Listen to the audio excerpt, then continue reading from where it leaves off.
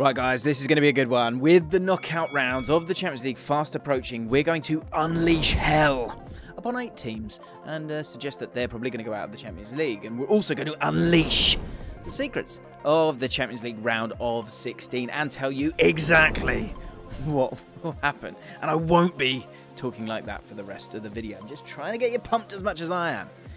And I'm pretty pumped. You're such a... Honestly, the shit that comes out of my mouth. Fucking hell. If you haven't left the video yet, I really appreciate that, and you understand a joke. We're going to go into the round of 16, we're going to put forward our predictions, and we're going to let you know exactly how every single game is going to be won, okay? Let's do this, beginning with Borussia Dortmund against Chelsea. Right, these are two sides in completely opposite form right now. Dortmund have just annihilated recently a very strong Freiburg team 5-1, as well as a convincing 2-0 victory against Werder Bremen. Dortmund are in just a really strong place. Chelsea, on the other hand, have big problems when it comes to scoring goals and putting up convincing victories. It's a bit of a turgid time despite all the transfers recently, which of course are exciting if you are a Chelsea fan. Now, this is also actually the first ever time that these two teams have met, so not much history to kind of go upon. A huge positive for Dortmund will be that they have Sebastian Haller back after he recovered from cancer. The striker looks to be the missing piece to the puzzle for Dortmund, who have excellent technicians, but they sort of lack that potent striker to put chances away. And now, with Haller back in the side, a potent UCL goal scorer, they could be a side to watch out for in the knockout rounds of this competition. So, oh, my back just went, oh. Chelsea are going to be hoping that they can go toe-to-toe in midfield and make it a scrappy game, and thus sort of negating the threat of Bellingham and Royce in central areas. I can see Gallagher having an important part to play in stopping Royce, and Gallagher has had quite a few minutes, hasn't he, under Graham Potter. I think he does seem to like the energy that he brings.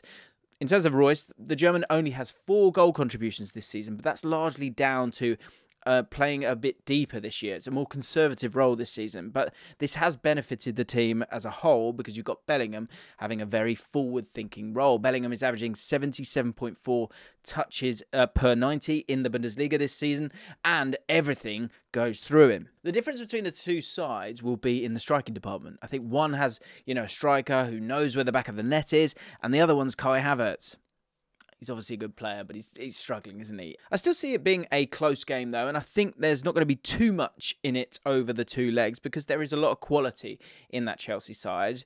But I wonder if Haller could be the difference in this one, and I think Borussia Dortmund might make it through. So keep an eye out for Haller and keep an eye out and see if he is the difference between the two. When it comes to Chelsea, this is kind of why you've got João Felix to bring him in for these kinds of games. So it'll be interesting to see if he plays a big part in this one for them.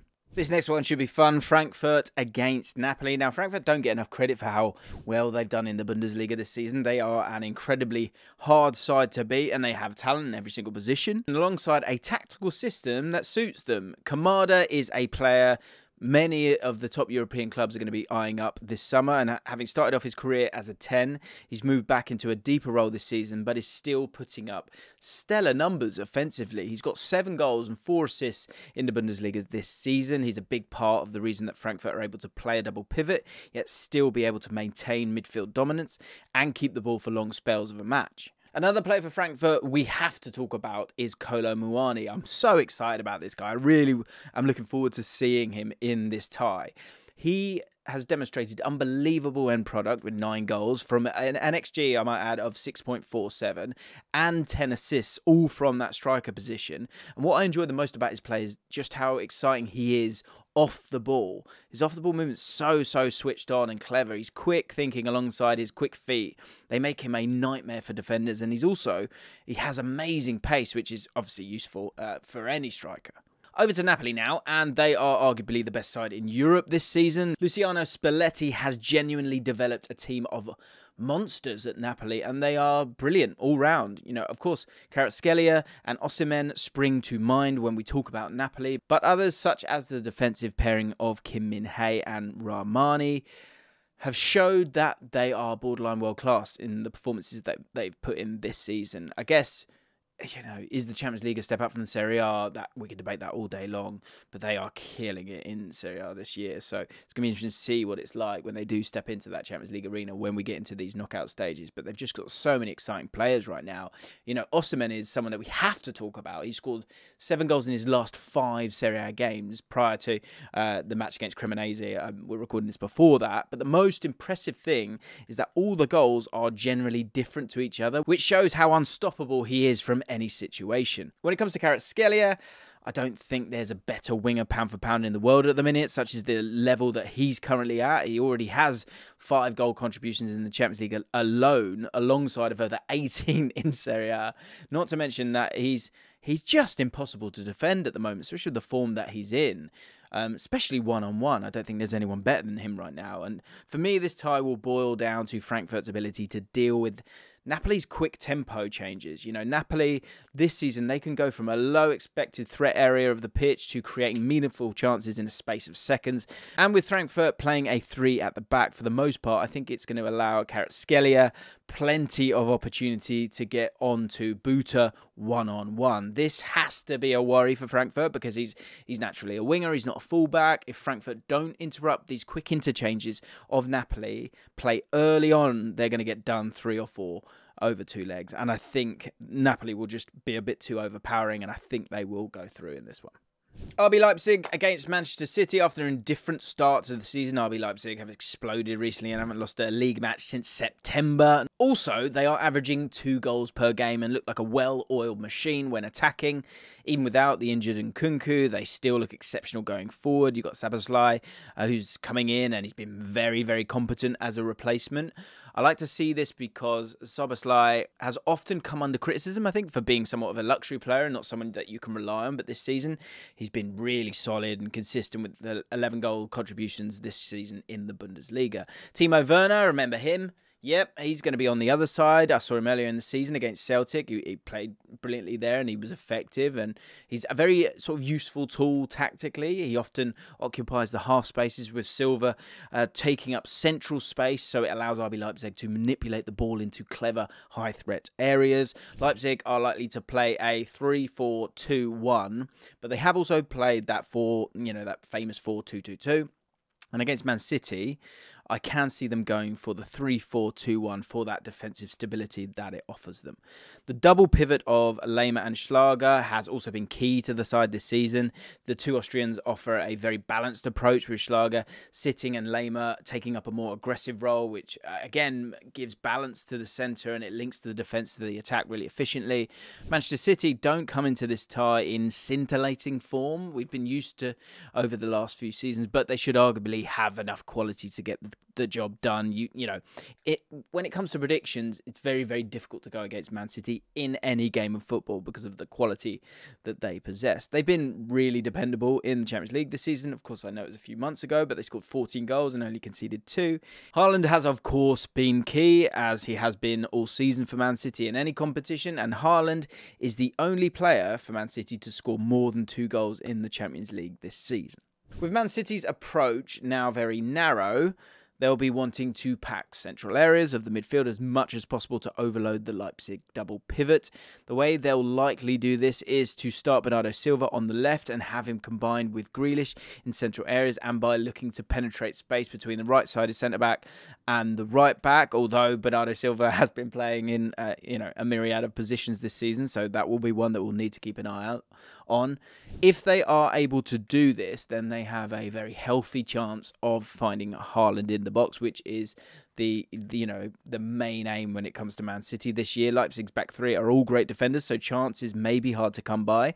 And so for City to win this one, they're going to have to be pretty perfect when it comes to their chance creation, because it's going to get really clogged up in the middle of the pitch. I think that will be the interesting one, and you wonder where they will look to get that width and if they will start going down cul-de-sacs. That's been a problem this season, and again, they should have enough quality to get through. I'm going to predict that they do go through, but again, I think it will be quite a tricky one for them. Oh my god, I just forgot! You haven't subscribed yet! Can you hit the like button as well? So, like, subscribe, lovely. You're a good person. Let's get back to it, shall we? AC Milan against Tottenham. So let's start off with AC Milan. It's hard to say how they're going to line up because they've been known to line up in a 4-2-3-1 when everyone's fit, but with key players like Tomori and Benacer, who's a doubt, and Ibra as well, all struggling with injuries. It looks like they may go for a more conservative approach because they don't feel comfortable playing a back four without Tomori. Mike Maignan may also miss the game, but may be back for the reverse fixture. So that's another area that's not ideal for them. The injuries have caused huge problems for Milan, and they were winless in their last 6 Serie A matches before edging past Torino 1-0 at the weekend. During that run, they conceded 5 goals against Sassuolo and 4 goals against Lazio, and so therefore they've adopted a more defensive-minded approach. You know, the problem with this is that it doesn't really suit, you know, their best attacking players, Rafa Leao, who started on the bench against Inter, and with Origi playing in the shadow striker position. And with the attack not running smoothly due to the focus on defence, it leaves AC Milan kind of toothless up top. I mean, maybe that's a little bit harsh, but they just don't look themselves. They look very unthreatening against better sides. They didn't even have a single shot on target in that game against Inter Milan, and they only produced 0.36 XG. This plays into Spurs' hands massively, with AC Milan likely to not offer much in ways of attack. It means that they can make the game tight and rely on the quality that they have up top to do the business. This feels like a game for Kulusevski, and I think he will shine in this one, especially against Calabria, who has been decent over the last 18 months, but does lack that little bit of pace, and that could be taken advantage of by Kulusevski. Spurs will win this tie, I think, just about, although the loss of Bentancur is a huge hammer blow for them. I think they will just about have enough, and I think it's the right opponent for them. Because having Kulusevski and what he offers alongside Harry Kane's clinical finishing, I think that will be the difference between the two teams. Inter Milan against Porto. Some might think that this is a walkover for Inter. Inter are the only side to have beaten Napoli in Serie A and have a brilliant knack of beating teams 1-0 due to the solid approach and structure that they've made their own. You know, before we go on to why this won't be a walkover for Inter, we should have a look at their key players and their strengths. Now, the striker partnership of Dzeko and Martinez is definitely something we've gotten used to at Inter, and the two strikers, they sort of know each other's games just inside out, don't they? Martinez has 12 Serie A goals and Dzeko has 7. The irony here is that because of their form, Inter are supposedly very reluctant, actually, to make Romelu Lukaku's loan from Chelsea a permanent move. Another player who has gone hugely under the radar is Federico Di Marco. The left wing-back was once written off by Inter fans, but he's now one of their most important players, and despite only having 1 Serie A assist to his name, his underlying numbers are actually really, really good. 8 big chances created this season, and he's certainly a difference maker for Inter, and he's one to keep an eye on in this game. But I think Porto deserve their fair share of credit. Now, they are unbeaten in their last 20 matches in all competitions and have held a brilliant account of themselves in the Champions League. They finished top of their group. Mehdi Taremi, who we talk about a lot on the channel, scored 5 goals, and I think that this is a tie for an upset, and I think that Inter's approach of keeping it tight may backfire because Porto have a habit of scoring in every game that they play, and I can almost guarantee that they'll put one past Onana and they'll shake up Inter. I'm going to go with Porto in this one. I think they'll just about nick it. Club Brugge against Benfica. Let's do this one. Under Karl Hufkens, Brugge were actually quite brilliant in the Champions League earlier in the year. They picked up a brilliant result against Atletico Madrid, 2-0 in that one, and a 4-0 win against Porto, who I've just said are going to go through against Inter Milan, so they must be pretty good. But due to very poor league form, Hufkens was eventually let go and Scott Parker has come in. Parker has been lining up with a 4-2-3-1, which is nice to see because he's showing that he's an adaptive manager who can alter his tactics based on what players he has available, which is something that we saw at Fulham and Bournemouth. The big problem for Parker heading up to this game is that Bruges will likely be without Ferran Jutla, who went off injured a few weeks ago against Genk. This is a huge miss to them because he's their top scorer this season, whilst also putting up 4 goal contributions during the group stage as well. Massive miss for them, and it's unclear if Parker will approach the Champions League differently to how he does in the league. Of course, it's a very different kind of opposition, and Bruges, for the most part, prior to Parker, sat back in the Champions League and opted to counter-attack with pace and dynamism. Now, this might be a tactic that Parker follows, as the sort of quality to compete man for man isn't there for Bruges. And they do have pace on the flanks, though, with Noah Lang, Skov Olsen and Buchanan all in the squad. And this is something that, of course, he did in that season where they did go down Fulham, but they did, you know, give it a go. and they brought in a lot of pace and looked to dribble and stay strong at the back. This could be something that Scott Barker looks to recreate for Bruges in this game. Benfica, however, may have a little bit too much for them. Despite losing Enzo Fernandez, they are still a brilliant outfit under Roger Schmidt and are fully aware of their game plan and their match strategies, regardless of who they're playing. Their domestic form this season is undeniable. They've only lost one game so far this season. They've been battering most teams they come up against, and they scored a total of 51 goals from 20 league matches so far, which is crazy.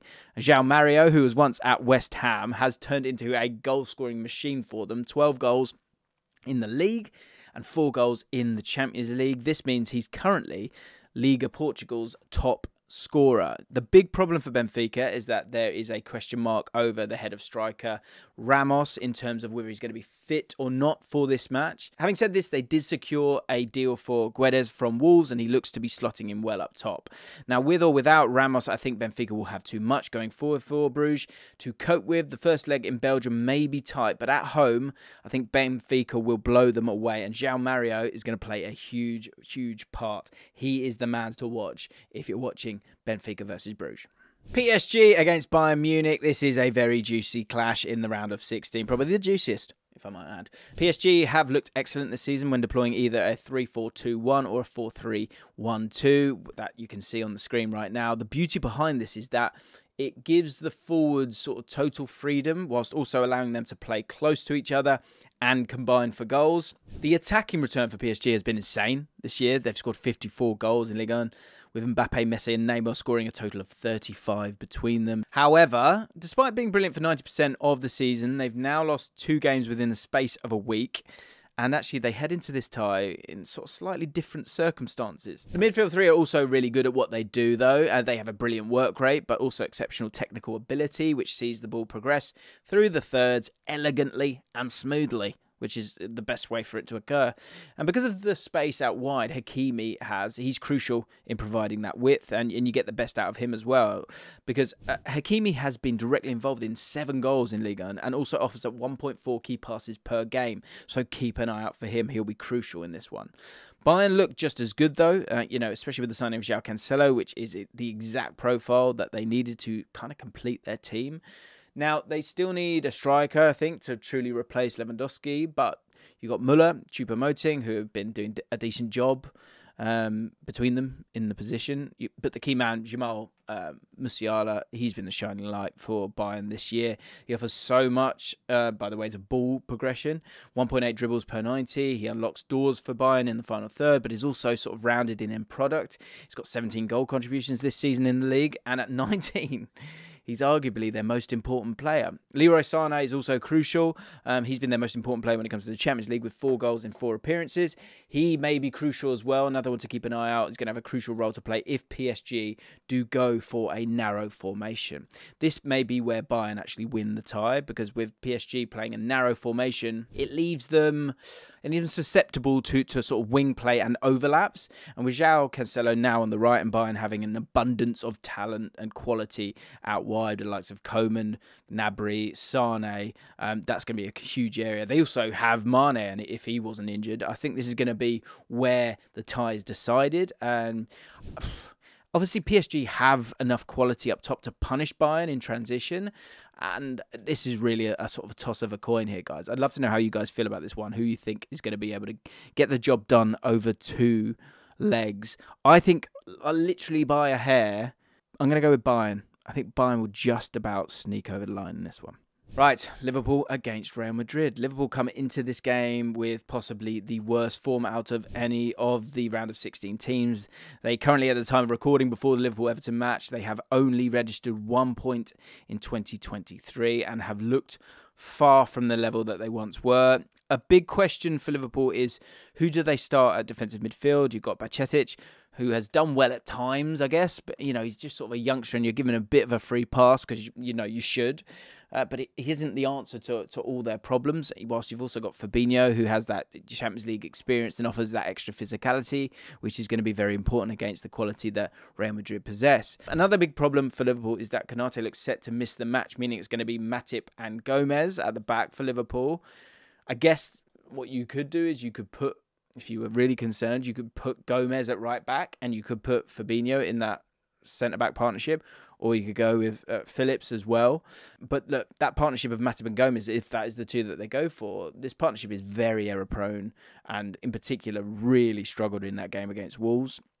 Real Madrid aren't short of problems either. Ferland Mendy is injured. They have been forced to play Camavinga at left back, which isn't obviously his natural position.